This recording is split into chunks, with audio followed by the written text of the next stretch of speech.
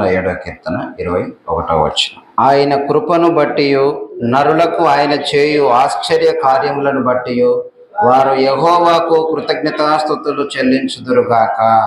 ఎందుకు కృతజ్ఞతాస్తుతులు చెల్లించాలి అని అంటే దీంట్లో నుంచే, ఇదే కీర్తనలో నుంచే కొన్ని విషయాలు నేను జ్ఞాపకం చేస్తాను. ఒక 7 మాటలు నేను జ్ఞాపకం చేస్తాను. చూడండి, ఎందుకు కృతజ్ఞతాస్తుతులు చెల్లించాలి అని అంటే 107వ కీర్తనలో మొదటిగా మనం 6వ వచనాన్ని చూస్తూ ఉంటున్నాం. 6వ వచనంలో చూస్తే అక్కడ రాయబడ్డది, వారు కష్టకాలమందు యెహోవాకు మొర్రపెట్టిరి, ఆయన వారి ఆపదలలో నుండి వారిని విడిపించారు. ఓకే, ఎందుకు ఆయనకు కృతజ్ఞతాస్తుతులు చెల్లించాలి అని అంటే ఆయన ఆపదల నుండి విడిపించినందుకు. నెంబర్ 1, మొదటిది ఎందుకు ఆయనకు కృతజ్ఞతాస్తుతులు చెల్లించాలి అని అంటే ఆపదల నుంచి విడిపించినందుకు. 13వ వచనంలో కూడా ఉంది, కష్టకాలమందు వారి యెహోవాకు మొరపెట్టిరి, ఆయన వారి ఆపదలలో నుండి వారిని విడిపించాడు. వారి ఆపదలలో నుంచి విడిపించాడు. తర్వాత 19వ వచనం చూడండి, కష్టకాలమందు వారు యెహోవాకు మొరపెట్టిరి, ఆయన వారి ఆపదలలో నుండి వారిని విడిపించను. తర్వాత 28, శ్రమకు తాళలేక వారు యెహోవాకు మొరపెట్టిరి, ఆయన వారి ఆపదలలో నుండి వారిని విడిపించెను. ఎందుకు ఆయనను స్తుతించాలి అని అంటే దీంట్లో పదే పదే చెప్పబడినటువంటి మాట ఏంటంటే, మొదటిది ఆయన ఆపదల నుండి విడిపించినందుకు. ఈరోజు మనం సజీవంగా ఉన్నామంటే దేవుని కృపే కదా. అందుకే ఆయన కృపను గూర్చి దేవునికి కృతజ్ఞతలు చెల్లించండి. నరులకు ఆయన చేయు ఆశ్చర్య కార్యములను బట్టి ఆయనకు కృతజ్ఞతలు చెల్లించాలి. ఏంటిది ఆశ్చర్య కార్యాలని అంటే ఎన్నో ఉన్నాయి. ఇదిగో ఇలాంటివే, ఆయన ఆపదల నుండి విడిపించినందుకు. అనేక ఆపదలు, అనేక పరిస్థితులు ఎన్నో మన జీవితంలో, మన కుటుంబంలో, ఇంట బయట, ప్రయాణాల్లో, అనేక పరిస్థితులలో ప్రతి ఆపద నుంచి కూడా దేవుడు మనల్ని కాపాడాడు. ఏ ప్రమాదం ఎటు నుంచి పొంచి ఉన్నదో మనకు తెలియదు, కానీ దేవుడు మన చుట్టూ తన కంచె వేశాడు, తన యొక్క కాపుదల ఉంచాడు. కాబట్టి ఆపదల నుండి కాపాడి మనలను సజీవ లెక్కలో ఉంచి దేవుని సన్నిధిలో ఆయన మనల్ని నిలబెట్టాడు. అందును బట్టి కృతజ్ఞతలు చెల్లించాలి అని చెప్పబడుతుంది. నెక్స్ట్, రెండవది ఏంటిదేనంటే ఇదే కీర్తనలో మనం చూస్తే చక్కని త్రోవను నడిపించినందుకు. ఓకే, మొదటిది ఆపదల నుండి విడిపించినందుకు, రెండవది చక్కని త్రోవను నడిపించినందుకు అని 7వ వచనంలో మనం చూస్తాం.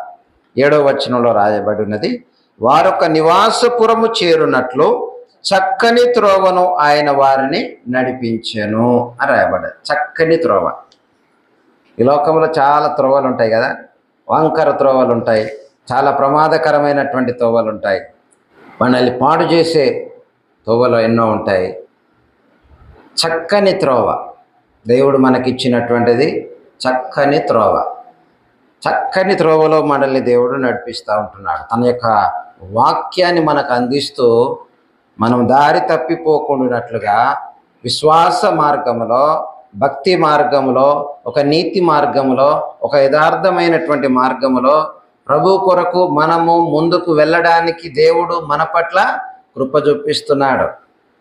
దాని కొరకు దేవుడు తన యొక్క సేవకులను మనకిచ్చాడు, తన యొక్క సంఘాన్ని మనకిచ్చాడు, సహవాసాన్ని ఇచ్చాడు, ఆత్మీయులను దేవుడు మనకిచ్చాడు. ఒక మంచి చక్కని మార్గంలో దేవుడు మనల్ని నడిపిస్తున్నాడు. అందును బట్టి దేవునికి కృతజ్ఞతలు చెల్లించాలి. దేవుడు మనకిచ్చినటువంటి సమస్తాన్ని బట్టి కూడా కృతజ్ఞతలు చెల్లించాలి. కాబట్టి చక్కని త్రోవలో ఆయన నడిపిస్తూ ఉంటున్నాడు. ఇది రెండవది. మూడవది ఏంటంటే చీకట్లో నుండి మరణాంధకారములో నుండి రప్పించినందుకు. 14వ వచనంలో చూడండి, 14వ వచనంలో చూస్తే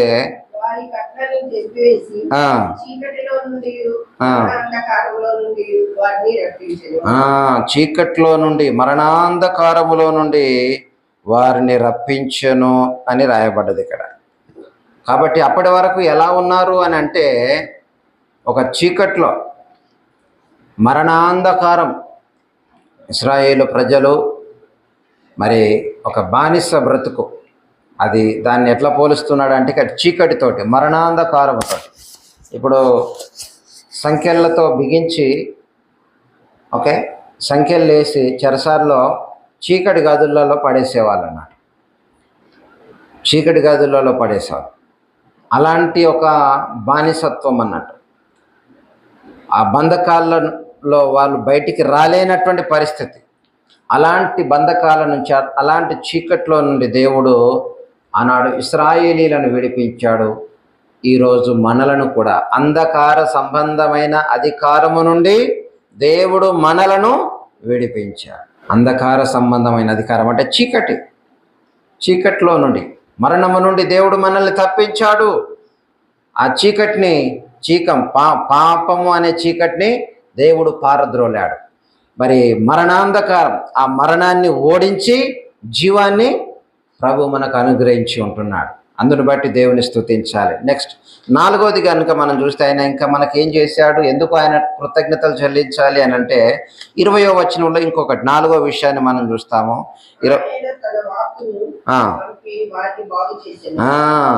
ఆయన తన వాక్కును పంపి వారిని బాగు చేసినందుకు. ఈరోజు మన జీవితాలు ఎలా బాగుపడ్డాయి? దేవుని వాక్యం చేత. ఆయన తన వాక్కును పంపాడు. ఆ వాక్కును పంపి బాగు చేసినందుకు. ఎవరా వాక్కు? ప్రభు అయిన యేసు క్రీస్తే. ఆ వాక్యమే శరీరధారి అయి కృపాసత్య సంపూర్ణుడుగా మన మధ్యలో నివసించాడు. ఆది అందున్నటువంటి ఆ వాక్కే శరీరాన్ని దాల్చి మన మధ్యకు వచ్చాడు. తన యొక్క మాటలు బోధలుగా ఈరోజు మనకు వాక్యములో ఇస్తూ ఉంటున్నాడు, ఈ పుస్తకములో ఇచ్చాడు. కాబట్టి ఆ వాక్యము ఏం చేస్తున్నది అని అంటే మనల్ని బాగు చేస్తుంది, మనల్ని స్వస్థపరుస్తుంది. మన యొక్క ఆత్మీయ రోగము నుండి, పాప రోగము నుంచి మనల్ని స్వస్థపరిచి బాగు చేసి నూతనమైనటువంటి ఒక ఆరోగ్యకరమైనటువంటి జీవితాన్ని మనకు ప్రసాదిస్తుంది దేవుని యొక్క వాక్యము. నెక్స్ట్ 5వది ఏంటిది అని అంటే శ్రమ నుండి విడిపించినందుకు.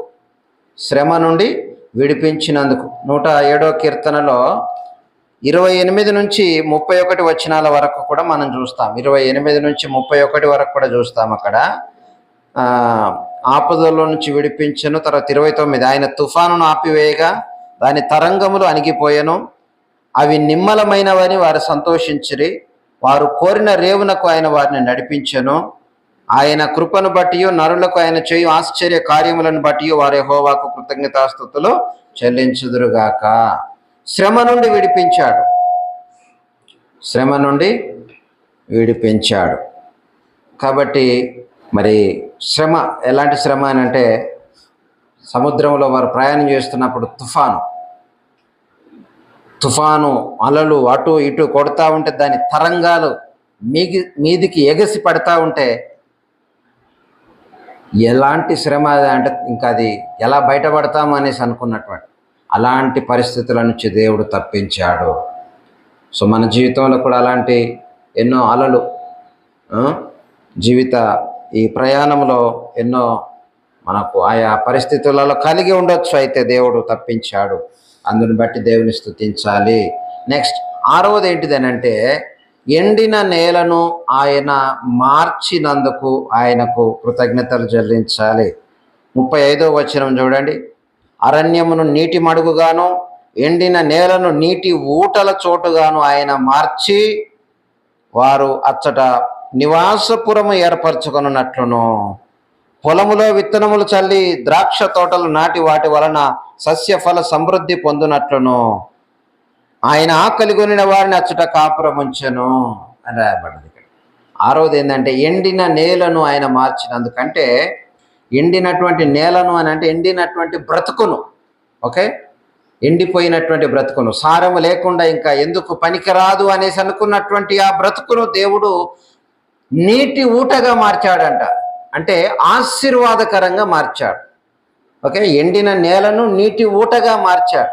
దాని అర్థం ఏంటిది అని అంటే ఇక నా జీవితము ఇంతే పాడైపోయింది, ఎందుకు పనికిరాదు అనేసి అనుకున్నటువంటి ఆ జీవితాన్ని దేవుడు మార్చి ఒక నూతనమైనటువంటి వ్యక్తిగా తీర్చిదిద్ది అనేకులకు ఆశీర్వాదకరంగా అయ్యేటట్టుగా దేవుడు మార్చాడు.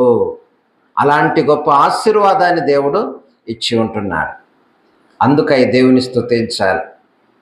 ఒకప్పుడు మన జీవితాలు పాడై పతనమైపోయినటువంటివే, కానీ ఈరోజు దేవునికి మహిమకరంగా అనేకులకు ఆశీర్వాదకరంగా ఉన్నందుకు దేవుడిచ్చిన రక్షణను బట్టి కృతజ్ఞతలు చెల్లించాలి. నెక్స్ట్ 7వది ఏంటంటే ఆయన వారి కట్లు తెంపినందుకు కృతజ్ఞతలు. 14వ వచనంలో మనం చూస్తాము, ఆయన వారి కట్లను తెంపివేసి అని రాయబడ్డది అక్కడ. కట్లను తెంపేసి, కాబట్టి విడుదలనిచ్చాడు, విమోచన ఇచ్చాడు. అందును బట్టి దేవునికి కృతజ్ఞతలు చెల్లించాలి. కాబట్టి 7 విషయాలు. సో దేవుడు మన జీవితాల్లో కూడా మరి ఎన్నో పర్యాయాలు చేసి ఉంటున్నాడు. కాబట్టి అందును బట్టి దేవుని స్తుతించుదాం. మొదటిది, ఆయన ఆపదల నుండి విడిపించాడు. రెండవది, చక్కని త్రోవను ఆయన నడిపించాడు.